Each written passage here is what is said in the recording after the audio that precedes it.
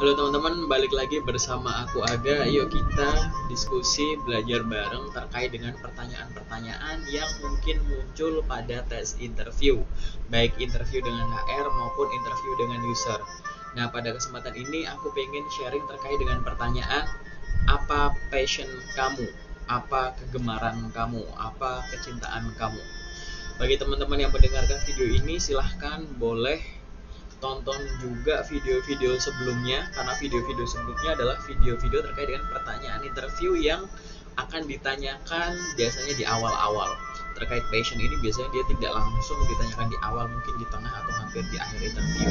Dan pertanyaannya bisa ditanyakan oleh HR maupun ditanyakan oleh user. Nah, bagi teman-teman yang masih bingung, yuk kita sharing. Jadi gini teman-teman, pertanyaan terkait dengan passion ini ya, mungkin ada yang mikir bahwa ngapain sih nanyain passion, terus aku harus jawab terkait dengan yang berhubungan dengan pekerjaan atau yang enggak gitu ya.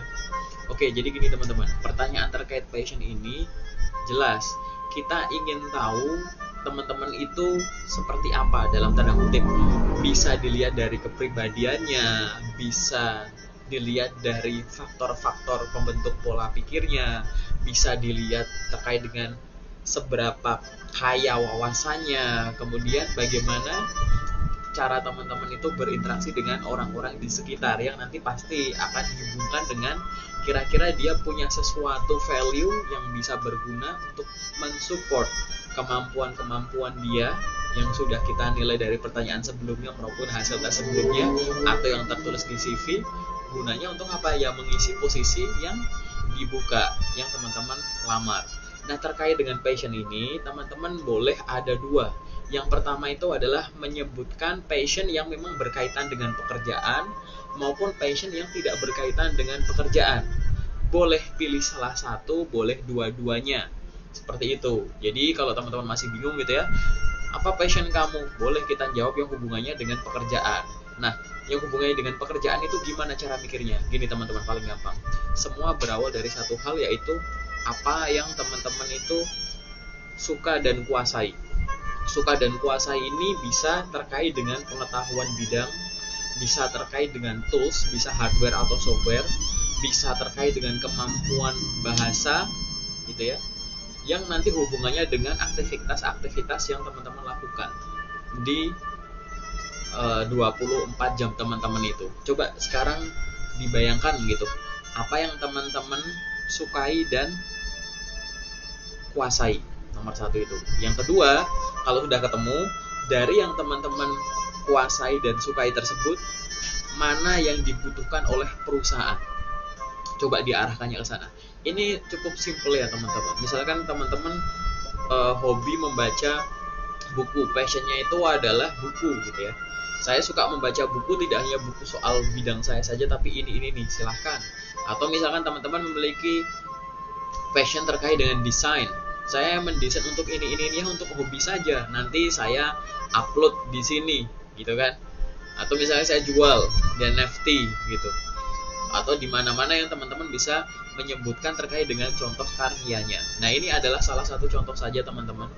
Jadi intinya adalah pada saat kita ingin mengarahkan passion ke hal yang berkaitan dengan pekerjaan, coba bayangkan dulu apa yang teman-teman sukai dan kuasai.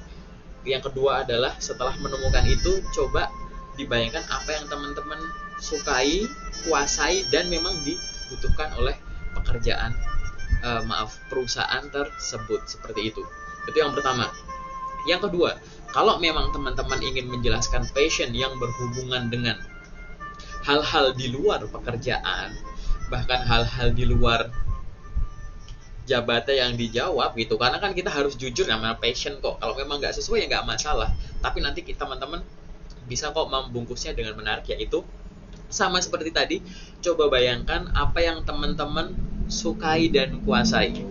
Oke, setelah membayangkan itu, teman-teman langsung breakdown menjadi banyak hal. Misalkan dari yang teman-teman kuasai dan sukai, mana yang dapat meningkatkan kemampuan komunikasi, mana yang dapat meningkatkan network, mana yang memberikan teman-teman kesempatan untuk bekerja sama, mana yang memberikan teman-teman kesempatan untuk berinteraksi dengan banyak orang, mana yang memberikan kesempatan teman-teman untuk memimpin suatu komunitas, organisasi, dan yang lainnya, mana yang membuat teman-teman itu ilmunya up to date gitu. Intinya seperti itu. Jadi boleh nggak di luar pekerjaan? Boleh banget. Ini kan akan menilai banyak hal.